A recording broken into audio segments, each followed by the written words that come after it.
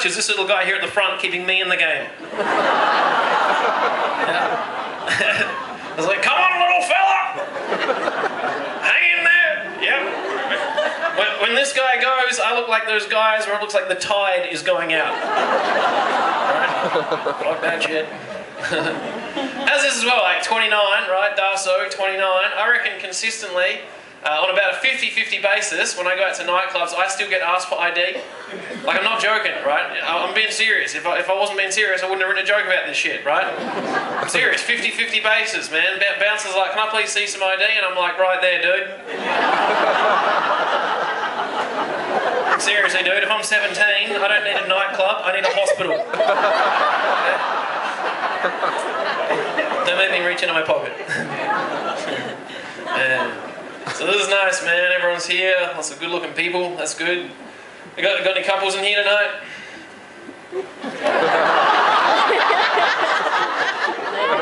This night just took on a new flavour. All right. Lock the doors, mofos. Let's chuck some keys in the centre. What do you reckon? Yeah. All right. All right. Fuck your mowing, man. I said let's fuck.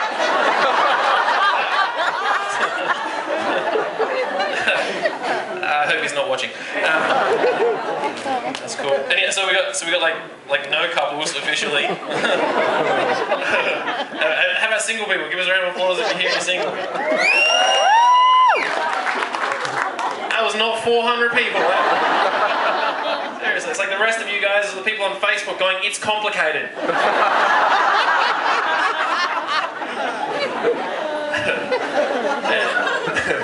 Well, that's kind of cool, man, because if everyone here is single and no one's a couple, you guys are going to dig my theory, man. I think you can tell with couples how in love and how long a couple has been going out together based on how much weight they've put on since they met.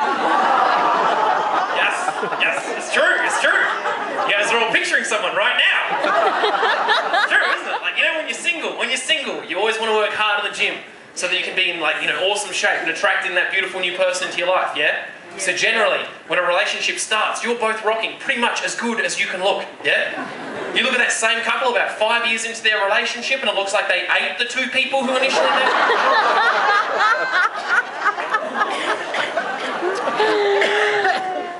You know what, right? Like, I had a little scope out of my crowd here tonight. I did before I told that joke, right? Even before I knew that there were no couples in here tonight, right? Right? And I had a look and I made sure there was no fat people. I did, right? I made sure there was no fat people, right? But here's one for you, right? Even if I'd seen a fat couple, right? Fuck it, I would have done it anyway. Yeah?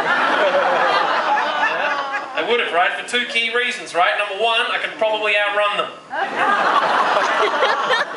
And number two, I'm not having a crack. I'm actually not. Like, I'm not having a crack at you. I genuinely think it's a healthy thing that you don't feel like you need to be perfect for the other person. Yeah? Like, it's a genuinely healthy thing. Like probably not for your heart. But it is. Like, I think more relationships would go better if you started, like, more along those lines. Like, you know when you meet someone new, right? Our inevitable human instinct is to put on that facade that, like, life is, like, 400% together. You know what I'm saying? Like shit is like bulletproof, do you know what I mean? Oh, what was that sound? That was a bullet bouncing off my abs. Yeah? Right? Yeah? That's natural, right? But I reckon bullshit, right? I reckon relationships would go better if you started like flaws first, yeah? Get straight to the dirt. Skip the bullshit phase, right? Like you meet the girl of your dreams. Girl of your dreams walks in and you're just like, hey, my name's Ben and I get anxiety attacks. And then a few months down the track, when she realises that you give thoughtful presents, you got a heart of gold and you fuck like a superstar, she'd be like, man, I did not see that coming.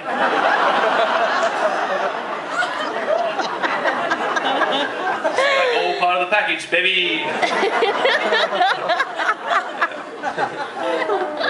Appreciate you guys laughing at that, thank you. I just wish I didn't have to live this shit to write it.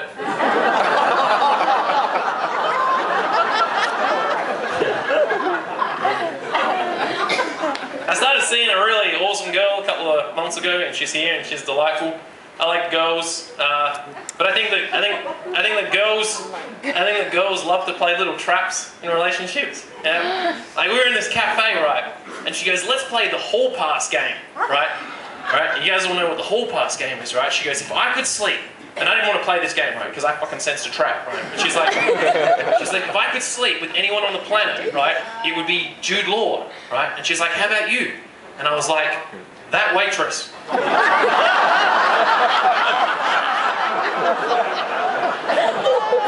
That was the wrong answer. It's way too tangible right there. That was just some freaky shit as well, right? Like, we went out on a first date like a couple of months ago. True story. Very next day after our first date, something clicked for both her and myself that we'd actually met when we were 14 years old. How's that? 29, I've already told you that, right? We realised we'd already been out on a date 15 years earlier. And I told this to a couple of my girl buddies, and they were just like, oh my God, that's fate. And I was like, no, that's Adelaide.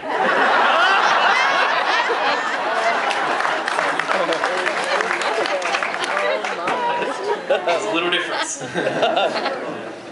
I got my first speeding ticket ever. I went through the middle of Australia a little while ago. Oh, you clapping me? You got yours as well? Man, I was in the country area. This cop pulls me over and he was like, do you realise that you are only allowed to travel 110 kilometres per hour? And I was just like, yeah, I was just planning on knocking him off in the first half an hour.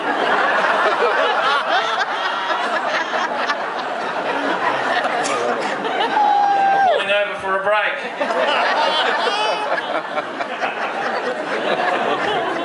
In 1 hour's time, I will not be more than 110 kilometres from where I started.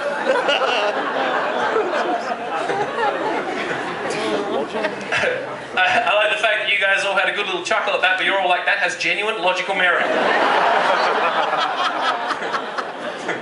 It's like, yes, officer, I do realise that I was speeding through a school zone, but in 1 hour's time, I will not be more than 25 kilometres from here with these four little fuckers on my bonnet.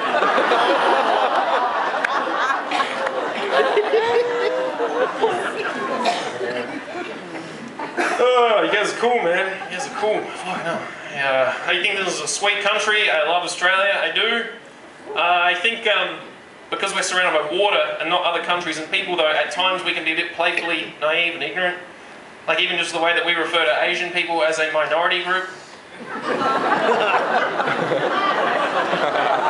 like I think there's a billion people in China who probably got something to say about that. Yeah, there's like heaps of them over there, right? Like, that's like, has anyone here on that note, right, ever done that thing, right, being an ignorant white Australian person where you meet a particular Asian person for the first time and you assume that they can't speak fluent English? Have you guys done this? And since you know for a fact that you can't speak any of their language, right, but since you're a genuinely well-meaning individual, you figure the best way to try and communicate is in like broken Asian English. Have you guys done this? And you're just like, hello? My name's Ben, cold weather outside,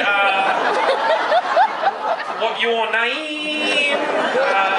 And they're just like, mate, it's Daryl. Your parents are Korean, but I was born in Harndorf. Your English is fucked.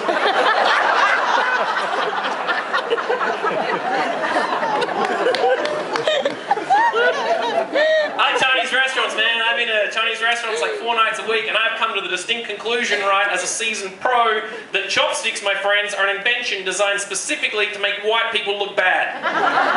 Yeah, next time you guys are in a Chinese restaurant, have a look for yourself. Don't take my word for it, right? You look at the white people in there, they use chopsticks to pick shit up, right?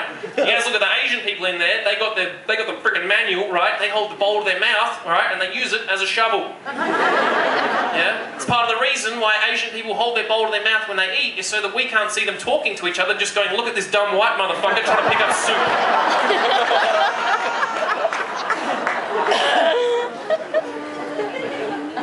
And do a couple more jokes and I'm out of here, but yeah. I don't get racism at all, man. I think Australia's a cool country. You can be friends with whoever you want, man. Not many countries in the world where that's the case, right? I think it's a good thing. I don't understand racism at all. It's just the weirdest shit ever. And that's why I don't understand the Commonwealth Games. I can't get into the Commonwealth Games. I reckon if you guys look one little level below the surface, look past the opening ceremony, look past the fancy uniforms, man, the Commonwealth Games are racist games. They are. Because essentially what they are is a celebration of the British Empire, which started out as one white country, invading by force a whole lot of black countries. Yeah? And that's why to this day I don't understand why as white countries we still bother with the sprinting events. If ever there was a bunch of countries that we have better programmed to respond to a gun shot by moving really fucking fast.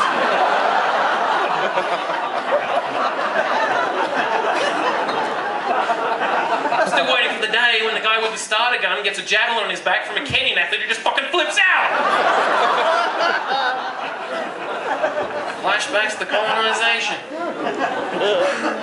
Multiculturalism's a good thing, right? Like, fucking now that we're here, like 200 years ago, Aborigines probably didn't rate multiculturalism, but like, you know, fuck it. Anyway, here we are, right? But I reckon it's good, like, get everyone in here. It's good, right? That's my theory on why we sucked in last year's Soccer World Cup, man. Too many white Australians in our team. I say bring back the guys from 4 years ago, last Soccer World Cup. Those guys, they united our country. It was brilliant, right? They got us through to the round of 16, but more importantly, they united our country. Like, I don't know if you guys were like me and you watched Australia out of defence. Lazarus moves the ball forward. Passes to Ocon. Ocon hits a Viduka. Viduka lays up to Bresciano. Bresciano across to Grela. Grela nas freaking coolies will beat him. Birmas more to Skoko. Skoko with Aloisi. Aloisi out in front of Popovic. Popovic scores. Gusek static. Goal for Australia. Just thought, fucking go, you skips.